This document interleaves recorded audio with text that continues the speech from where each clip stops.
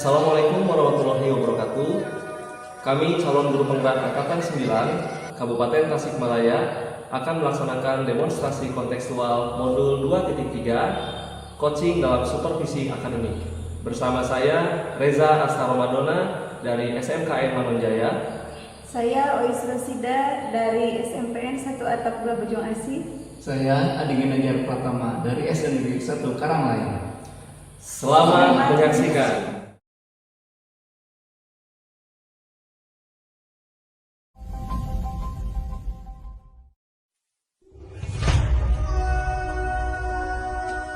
Assalamualaikum warahmatullahi wabarakatuh. Waalaikumsalam warahmatullahi wabarakatuh. Pak Adi, bagaimana kabarnya? Alhamdulillah baik. Pak Reza gimana kabarnya? Alhamdulillah baik juga Pak. Baik Pak Adi, sebelum kita melakukan coaching, Ya. saya akan mengajukan beberapa pertanyaan. Boleh. Pertama, saya akan mendiskusikan tentang rubrik kita hari ini. Ya. Pada coaching kita hari ini, coach dan coachee akan saya amati dan akan saya nilai ya Pak. Sesuai dengan rubrik penilaian, apakah sudah sesuai dengan alur tirta atau belum. Kemudian bagaimana nanti Bapak memberikan pertanyaan berbobot kepada coachee dan juga bagaimana nanti coachee tersebut menanggapi atau merespon pertanyaan dari Bapak ya, dari coach. Jangan lupa nanti Bapak menyesuaikan juga dengan prinsip coaching, yaitu harus ada kemitraan, kemudian proses kreatif, dan juga memaksimalkan potensinya Pak ya. Baik Pak, yang pertama, kompetensi coaching apa yang ingin Bapak kembangkan? Baik, jadi kompetensi yang dikembangkan, yang pertama kehadiran penuh tentunya atau present, kemudian yang kedua mendengarkan aktif, kemudian yang ketiga adalah mengajukan pertanyaan-pertanyaan berbobot. Oh baik Pak. Kompetensi mana Pak yang secara spesifik yang ingin diobservasi oleh Bapak? Nah, nanti saya itu yang pertama tentang kehadiran penuh atau present, kemudian yang kedua adalah mengajukan pertanyaan-pertanyaan berbobot. Seperti itu Pak. Baik. Selanjutnya indikator ketercapaian dan tujuan pengembangan yang diinginkan itu yang seperti apa sih Pak? Nah, jadi nanti hasil coaching tersebut sekiranya nanti dari coaching itu akan menemukan sendiri ide atau solusi-solusi bagaimana cara untuk mengatasi permasalahan yang dihadapinya. Seperti itu Pak. Oke baiklah. Demikianlah observasinya. Sekarang silakan Pak Adi untuk melaksanakan coaching. Ya, terima kasih Pak Reza. Ya, sama-sama Pak Adi. Ya. Assalamualaikum warahmatullahi wabarakatuh. Waalaikumsalam warahmatullahi wabarakatuh. Assalamualaikum Pak Adi. Waalaikumsalam warahmatullahi wabarakatuh. Bu Ois, gimana kabarnya? Alhamdulillah sehat Pak Adi. Pak Adi sendiri gimana kabarnya? Alhamdulillah saya sehat. Gini Bu Ois ya, kemarin itu saya dapat WA dari Ibu. Ya. Katanya ada yang mau dibicarakan. Terkait apa sih sebenarnya itu Bu? Iya Bapak, sebelumnya saya minta maaf ya, kemarin saya sudah WA Bapak, mengganggu waktunya Bapak di WA. Begini Pak, akhir-akhir ini ya di kelas yang saya ajar itu ada anak yang kurang aktif di dalam pembelajaran.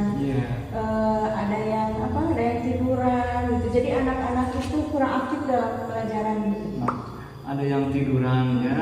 Jadi dalam proses pembelajaran ada anak yang terkadang kurang aktif. Iya. Salah satunya indikasinya ada tidur ya Bu. Iya, ada yang tidur. Nah, kira-kira ceritain Bu lebih dalam, kok bisa sih anak tersebut bisa sampai tidur dalam proses KBM gitu? Iya. Bu?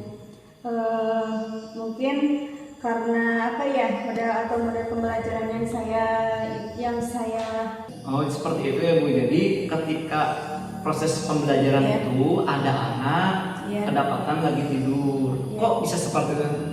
Coba ceritakan lebih jauh Bu. Iya, mungkin ya Pak, dari model-model pembelajaran yang saya lakukan itu mungkin ada yang salah, tapi perasaan gitu ya, mungkin perasaan saya nggak salah gitu, tapi anak-anak kok bisa nggak aktif, maksudnya nggak terlibat aktif dalam pembelajaran gitu, padahal saya merasa sudah sesuai dengan metode pembelajaran yang saya inginkan. Kemudian mungkin karena mata pelajaran IPS itu banyak hafalannya, jadi saya mungkin kebanyakan menggunakan metode ceramah. Jadi si anak itu gampang bosan gitu atau nggak aktif dalam pembelajaran. Oh, jadi yang selama ini Ibu lakukan metodenya adalah metode ceramah. Iya, Jadi kebanyakan. kemungkinan besar si anak tersebut merasa Iya. jenuh atau bosan Iya. seperti itu. Jadi seperti itu ya Bu. Selain ceramah kira-kira apa lagi Bu ya? Mungkin Disebut apa? mungkin anak-anak itu ya kalau misalnya dikasih pembelajaran, diselipkan permainan-permainan gitu Pak di dalam pembelajaran, mungkin si anak itu akan akan merasa tertarik gitu dengan Seperti itu pelajaran. ya.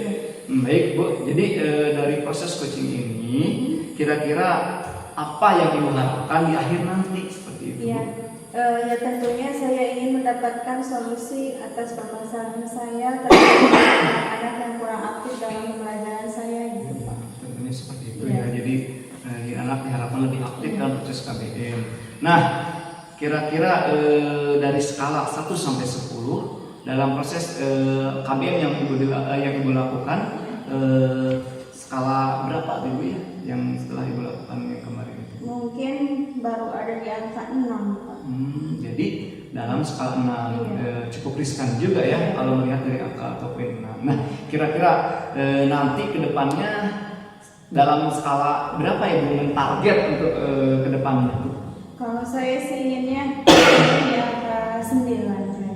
Di angka 9 Bu ya. Baik. Nah, dalam mencapai angka 9 tersebut tentulah pasti harus ada cara ataupun pola-pola tertentu bagaimana poin tersebut bisa sampai ke atas. Nah, dari apa yang poin tersebut kira-kira ada ide-ide ataupun bagaimana sih caranya gitu yang akan Ibu lakukan? Kalau menurut saya kan mungkin kalau menurut saya pembelajaran itu harus berpusat pada muridnya sesuai Iya. dengan filosofis Ki Hajar Dewantara.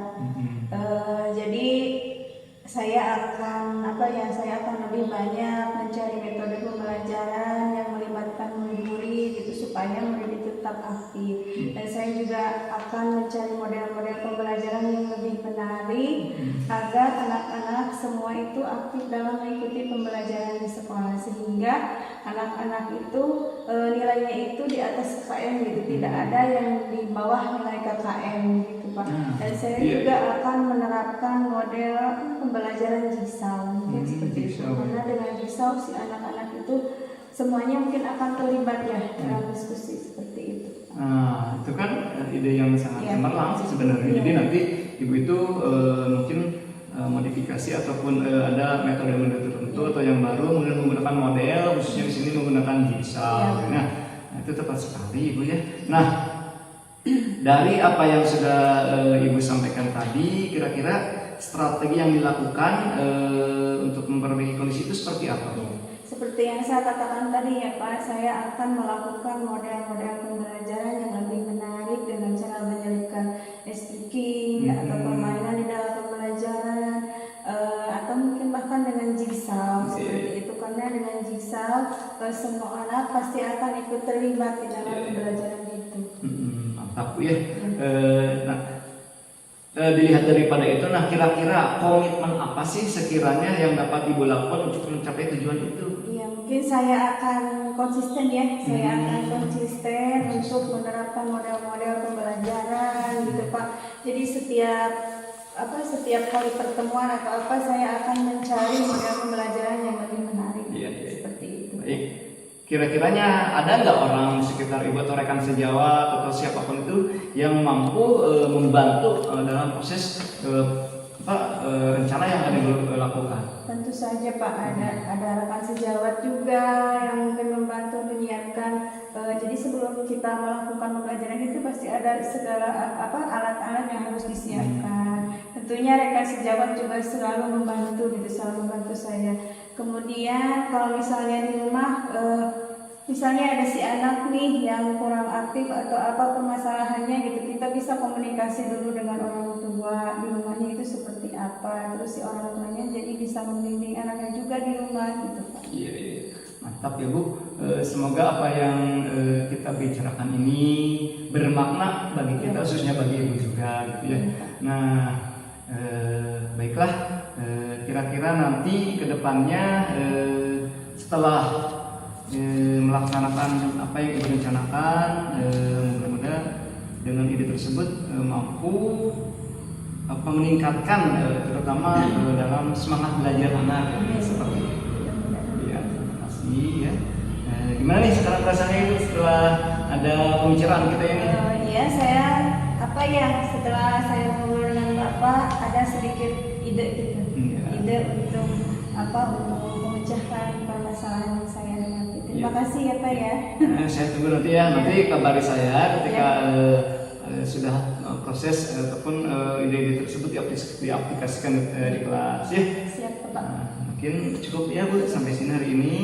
Semoga apa yang Ibu laksanakan itu bisa menjadi bentuk proses pembelajaran yang lebih bermakna terhadap anak ya. Terima kasih ya. Silakan. Ibu mau kos lagi ya? Iya Pak. Ya, mana Ibu. Assalamualaikum warahmatullahi wabarakatuh. Waalaikumsalam. Ya, baik Pak Adi. Gimana tadi proses coachingnya? Apakah sudah berjalan dengan lancar? Alhamdulillah berjalan lancar Pak. Oke. Nah Pak Adi, sekarang kita ada di pasca observasi. Ada beberapa pertanyaan yang akan saya tanyakan kepada Pak Adi. Untuk yang pertama, apa saja yang sudah Pak Adi lakukan atau yang sudah dilakukan saat coaching terkait dengan indikator pencapaian yang diinginkan? Ya, baik. Setelah tadi saya berbincang ya, alhamdulillah pelaksanaan tersebut sesuai dengan alur tirta. Jadi kena ya ada tujuannya, kemudian identifikasi, kemudian rencana aksi beserta tanggung jawab seperti itu. Baik. Alhamdulillah Pak Adi, proses coachingnya tadi kan baik. Alhamdulillah Pak Adi, proses coachingnya tadi kan sudah berjalan dengan baik ya Pak ya. Iya. Kemudian alurnya juga tadi sudah sesuai dengan alur tirta dan coaching juga diberikan pertanyaan berbobot sehingga bisa menemukan solusi permasalahannya. Selanjutnya kompetensi apa lagi nih yang ingin dikembangkan oleh Pak Adi?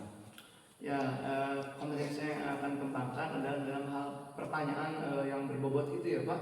Nah, jadi itu yang paling penting karena itu mampu menjadi pemantik dalam sebuah pembicaraan seperti itu Pak. Baik Pak Adi, semoga kedepannya bisa menjalankan coaching lebih baik lagi ya Pak Adi ya. Terima kasih. Demikian observasi kita hari ini. Semoga bermanfaat bagi kita. Assalamualaikum warahmatullahi wabarakatuh. Waalaikumsalam warahmatullahi wabarakatuh.